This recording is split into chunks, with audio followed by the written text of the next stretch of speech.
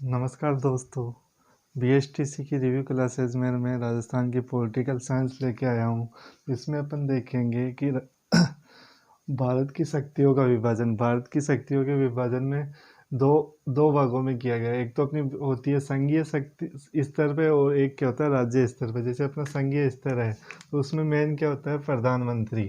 तो अपने संघीय स्तर में क्या होता है, तो अपना प्रधानमंत्री क्या है, उसका अपने मंत्रिपरिषद का मुख्य होता है, और एक इसके अंडर में होती है राष्ट्रपति के अंदर में। उसी प्रकार राज्य स्तर में क्या होगा, राज्य स्तर में क्या होता है, एक राज्यपाल होता है और इसका मंत्रिपरिषद का मुखिया कौन होता है, मुख्यमंत्री। तो अपनी शक्तियों का विभाजन कितने भागों में किया गया है, दो भागों में, संघीय शक्ति और राज्य शक्ति। फिर अपन देखते हैं भारत में सत्ता का विभाजन कितने प्रकार से किया गया है। तो सत्ता के विभाजन में अपन देखेंगे कि पहला कौन सा है, संघीय स्तर। तो संघीय स्तर में क्या आएगा, अपना जो भारत में जो मुख्य है तो उसमें कौन है, उसमें क्या आएंगे, राष्ट्रपति होगा और क्या होगा, प्रधानमंत्री, जो मंत्रिपरिषद का क्या होगा, मुखिया होगा।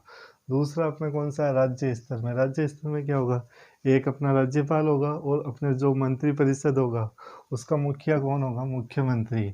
इसी प्रकार एक स्थानीय स्तर आता है। तो स्थानीय स्तर में अपने क्या आ जाती है, जो अपन रहते हैं, जिस जगह अपन रहते हैं उसका मुखिया कौन होता है, वो अपने क्या जगह, स्थानीय स्तर। तो स्थानीय स्तर अपन देखते हैं तो ये क्या होता है, राज्य का ही एक भाग होता है। उसमें इसमें किसको, जैसे छोटे छोटे स्थानों को क्या बना दिया, स्थानीय स्तर बना दिया। तो उसको भी अपन क्या है, जैसे ग्रामीण एरिया है तो उसमें एक तो ग्रामीण एरिया है, एक क्या हो गया, शहरी एरिया। दो भागों में बांट दिया इसको। स्थानीय स्तर को कितने भागों में बांट दिया, दो स्तर, दो भागों में। एक तो अपना कौन सा, ग्रामीण क्षेत्र है, और दूसरा अपना कौन सा, शहरी क्षेत्र है।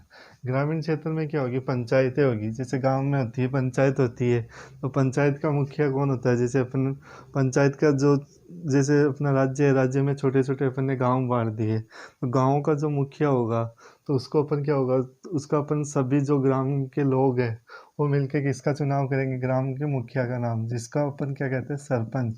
सरपंच का चुनाव अपन के गांव के सभी लोग मिलके करेंगे, तो उसका मुखिया कौन होगा, सरपंच। तो ये पंचायतों को कौन से संविधान के अनुसार बांटा, 73वें संविधान संशोधन के अनुसार अपन ने किसको बनाया। जो 73वां संविधान संशोधन हुआ था उसके अनुसार अपने गाँवों में किसको माना, पंचायतें होगी। गांव में क्या होगी, एक पंचायत होगी। इसी प्रकार एक शहर होगा। जैसे गांव में तो किसका चुनाव होता है, गांव में तो किसका चुनाव होता है, सरपंच का। और इसमें क्या होता है, इसमें क्या होता है, पंचायत समिति सदस्य का चुनाव होता है। नगर पालिका में, नगर पालिका में क्या होता है, जैसे अपन ने नगर पालिका की बात की है, नगर पालिका में किसका, पार्षद का चुनाव होगा। उसी प्रकार जैसे अपन ये कौन से संविधान संशोधन के अनुसार बांटा, 74वें संविधान संशोधन के अनुसार अपन ने क्या किया, एक शहर में क्या होगी, नगर पालिका होगी। ठीक है। तो उसमें अपन देखते हैं आगे, जैसे सत्ता का मतलब क्या होता है, सत्ता, सत्ता किससे मिलके बनी हो। जैसे अपने पास शक्ति हो, शक्ति को अगर वैधता दे दे, जैसे शक्ति तो सभी के पास होती है, अगर उसको जैसे वैधता नहीं दे रखी, जैसे किसी ने पावा पी लिया, उसके पास भी खूब शक्ति है लेकिन उसको सभी मान्य थोड़ी करते हैं। तो जैसे के पास शक्ति है, शक्ति को क्या है, सभी, जैसे सभी लोगों ने उसको क्या दी है, वैधता दी है। तो शक्ति तो सभी के पास होती है लेकिन वैधता हर किसी को नहीं मिलती। तो वैधता, जैसे अपन ने चुनाव किया, चुनाव में अपन ने, जैसे अपने प्रधानमंत्री थे नरेंद्र मोदी, उनके पास शक्ति थी, उन्होंने चुनाव लड़ा। तो उनकी शक्ति को जो भी थे, अपनी जनता थी भारत की जनता ने उनको क्या किया, उनकी शक्ति को क्या दे दी, वैधता दे दी। तो उस शक्ति और उसके साथ में क्या मिल जाए, उसको प्रमाणित, वो वैधता भी मिल जाए, प्रमाणित भी हो जाए, तो वो क्या हो जाएगी, सत्ता हो जाएगी। जैसे अपने राहुल गांधी थे, उनके पास भी शक्ति तो थी लेकिन जो जनता थी उन्होंने उनको नहीं चुना, उनको क्या नहीं दी, वैधता नहीं दी, तो इसलिए वो सत्ता नहीं बनी। उनके पास शक्ति तो सबके पास होती है, जो चुनाव लड़ता है उसके पास सबके पास शक्ति होती है। जैसे अपने सरपंच का चुनाव है, अलग अलग लोग लड़ते हैं लेकिन वैधता तो किसी एक को ही मिलती है। जिसको उस शक्ति की वैधता मिल जाएगी तो उस वो किस में आ जाएगा, सत्ता में आ जाएगा। जो जैसे सरपंच में होता है, तो सरपंच में बहुत सारे लड़ते हैं, तो शक्ति का प्रयोग तो सब करते हैं लेकिन वैधता तो किसी एक को मिलती है, तो वो क्या हो जाता है, सत्ता में आ जाता है। तो अपने इसको जैसे ग्राम स्तर है, ग्राम स्तर में क्या होगी, ग्राम पंचायत होगी। खंड स्तर में क्या होगा, पंचायत समिति होगी। और जिला स्तर में क्या होगा, जिला परिषद होगी। तो अब योग्यता देखते हैं, वो क्या होना चाहिए। जैसे जैसे सरपंच का चुनाव लड़ना है, या उसको अपन खंड स्तर में पंचायत समिति का चुनाव लड़ना है, जिला स्तर में जिला परिषद का चुनाव लड़ना है, तो उसके लिए क्या योग्यता होनी चाहिए?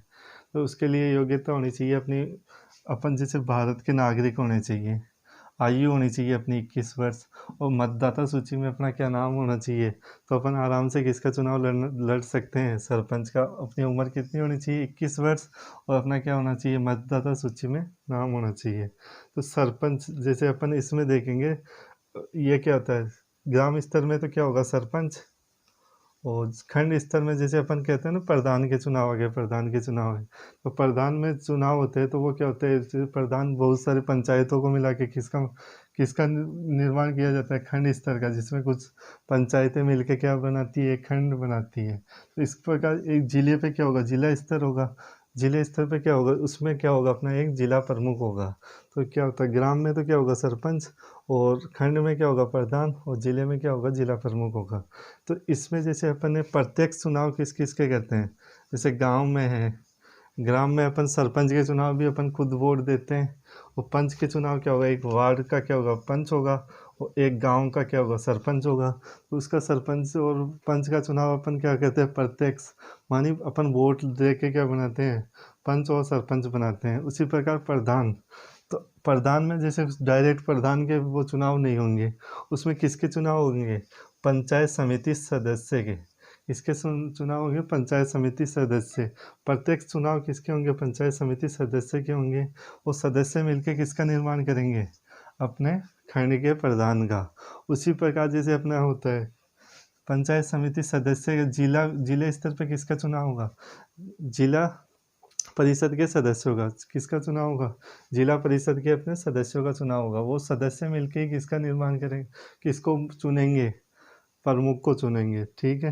और जैसे अपने प्रशासनिक इकाई में देखें तो गांव का प्रमुख प्रशासनिक अधिकारी कौन होता है, ग्राम विकास अधिकारी, जिसको अपन ग्राम सेवक कहते हैं। ये इसको अपन क्या कह सकते हैं, विलेज डेवलपमेंट ऑफिसर।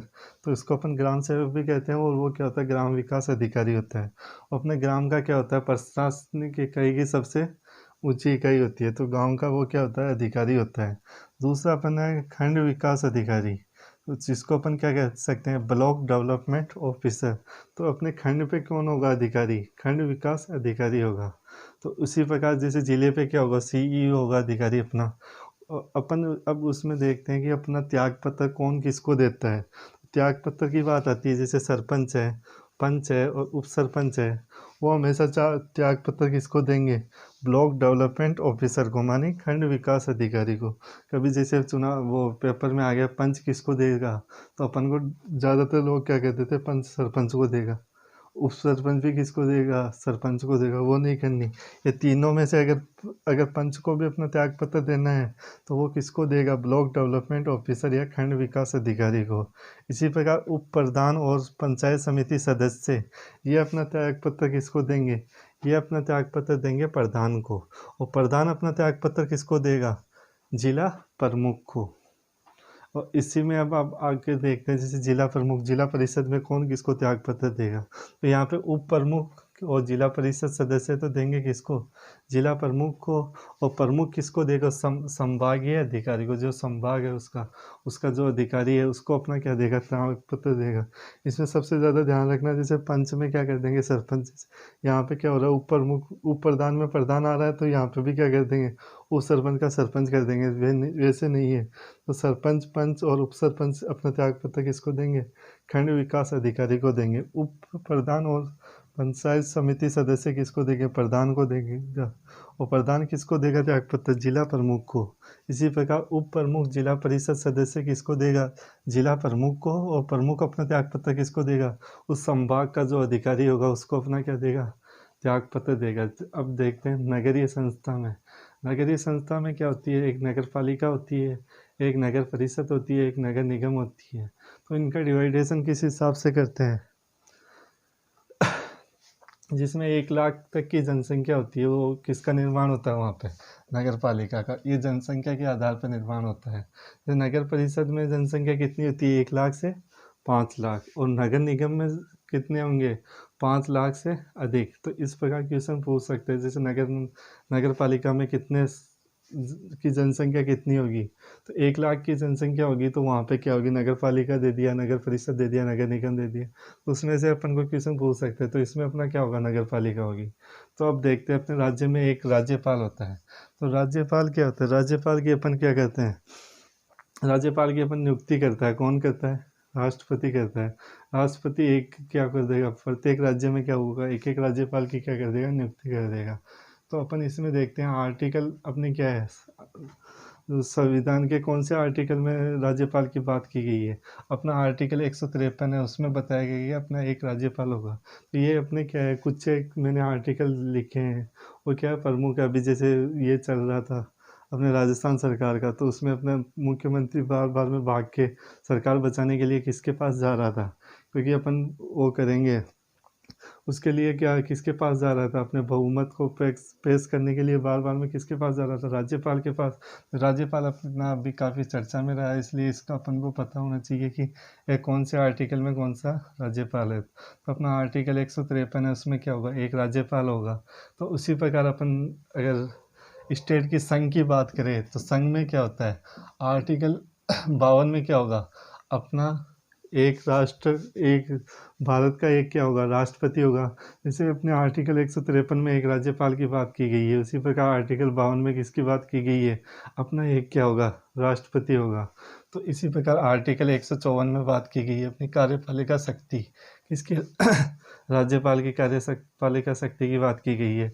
उसी प्रकार आर्टिकल 53 में क्या बता, किसकी शक्ति की बात की गई है, राष्ट्रपति की, क्योंकि अपना संघ में तो क्या होता है, एक राष्ट्रपति होता है।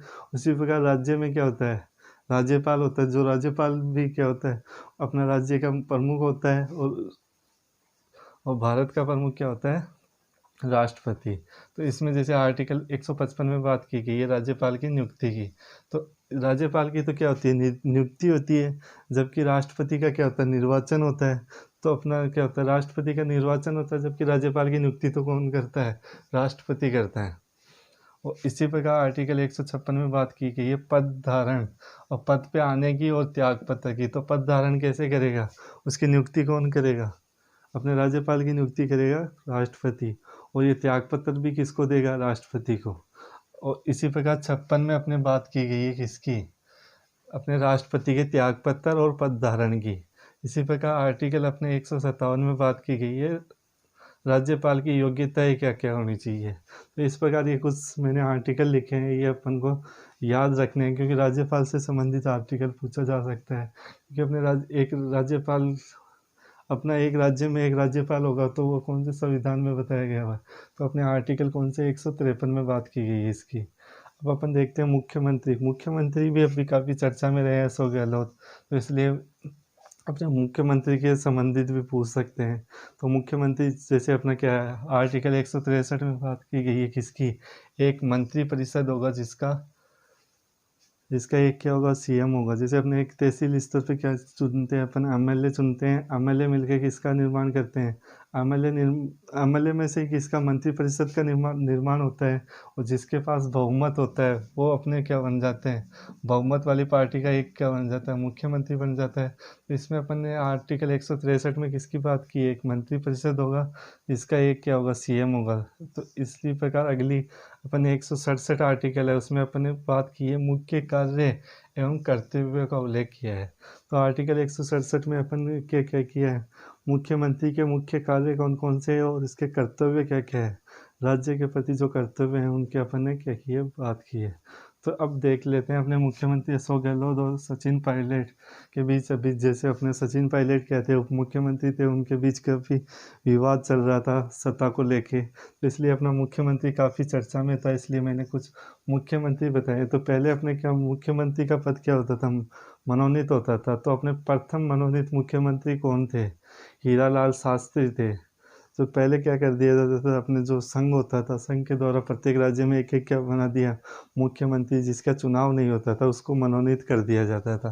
तो पहले मनोनीत मुख्यमंत्री अपने क्या बोल लिया, तो अपने पूछ लिया राजस्थान के प्रथम मुख्यमंत्री कौन थे, हीरालाल शास्त्री थे। या आपको पूछ लिया राजस्थान के प्रथम मनोनीत मुख्यमंत्री कौन थे, अगर मनोनीत भी पूछ ले तो भी हीरालाल शास्त्री, और प्रथम मुख्यमंत्री भी कौन थे? हीरालाल शास्त्री थे। तो वो कब से कब तक थे? 1949 से 51 तक। तो इससे ऐसे पूछ लिया, प्रथम नियुक्त मुख्यमंत्री यानी नियुक्ति मानी चुनाव कब से होने लग गए? 1952 में।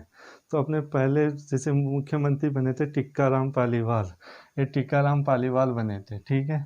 फिर अगर ऐसे पूछ ले ऐसे मुख्यमंत्री का नाम बताओ जो मनोनीत भी थे और नियुक्त भी थे। तो मनोनीत भी कौन थे? अपने जय नारायण व्यास। जब मनोनीत मुख्यमंत्री चल रहे थे उस टाइम पे ये रहे थे 1951 से 52 तक। जैसे 52 में फिर चुनाव हुआ था उस टाइम पे क्या हुआ, जैसे ये मनोनीत मुख्य अपने जय नारायण व्यास थे, इन्होंने जहाँ से अपने विधानसभा का चुनाव लड़ा तो ये वहाँ से क्या हो गए थे, अपना चुनाव हार गए थे। हार जाने के कारण इन्होंने क्या मुख्यमंत्री नहीं बन पाए। तो इन्होंने देखा कि किसी कमज़ोर आदमी को अपन क्या बैठा दे, मुख्यमंत्री की सीट पे बैठा दे। तो ये भी थे क्या थे, अपने जो जादूगर है गहलोत उसकी तरह बहुत तेज़ थे। इन्होंने भी क्या किया, अगर कोई अच्छा आदमी बैठ गया तो वो अपने को बाद में मुख्यमंत्री नहीं बनने देगा। जैसे अपने पहले चुनाव थे उस जब मुख्यमंत्री अपने अशोक गहलोत बने थे, जब सीपी जोशी क्या है एक वोट से हार गए थे, तो उस टाइम पे फिर क्या बने मुख्यमंत्री, कौन बन गए थे? अशोक गहलोत ही रहे थे। उसी प्रकार जैसे जय नारायण व्यास भी अपना चुनाव क्या हो गए थे, हार गए थे विधानसभा के चुनाव में। तो इसलिए वे जो अपने नियुक्त मुख्यमंत्री हुए थे उनमें ये बन नहीं पाए। तो इसलिए उसने अपना आदमी देख के किसको, टीकाराम पालीवाल को 1952 में क्या बना दिया, मुख्यमंत्री। फिर जय नारायण व्यास ने उपचुनाव लड़े और उपचुनाव में जैसे पहले जनवरी में चुनाव हुए थे 1952 के, और फिर ये जैसे नवंबर दिसंबर में जाके क्या हुआ, उपचुनाव हुए। तो उपचुनाव में क्या हो गया, जय नारायण व्यास जीत गए अपना चुनाव। तो इसने ये जैसे कमज़ोर आदमी को टीकाराम पालीवाल को मुख्यमंत्री बनाया, उनकी जगह क्या बैठ गए, जय नारायण व्यास बैठ गए। तो वो क्या हो गया, फिर क्या हो गया, नियुक्त मुख्यमंत्री भी हो गए। तो आपको पूछ ले मनोनीत और राजस्थान के मनोनीत व नियुक्त दोनों मुख्यमंत्री कौन थे, तो जय नारायण व्यास आ जाएगा। और प्रथम नियुक्त मुख्यमंत्री कौन होगा, टिक्काराम पालीवाल होगा। प्रथम मनोनीत मुख्यमंत्री कौन होगा, हीरालाल शास्त्री होगा। तो इसलिए मैं कुछ क्वेश्चन लेके आया था आपके लिए, ये काफ़ी इम्पोर्टेंट थे, तो इसको आप अच्छे से देखें, कोशिश करते हैं इसमें से ज़्यादा पेपर में आए। Thank you.